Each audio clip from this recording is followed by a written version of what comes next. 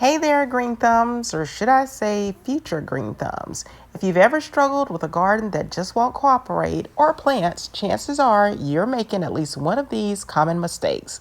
Let's save you time, money, and frustration with the top 5 gardening mistakes to avoid. Number 1, overwatering or underwatering. Most people don't realize more plants die from too much love, aka water, than from drought. Learn your plant's needs and stick to a smart watering schedule. Number 2, planting in the wrong spot. Sun lovers need full light, shade lovers need cover. Put the right plant in the right place, and half your battle is already won. Number 3, ignoring soil health. Your plants are only as strong as the soil they're rooted in.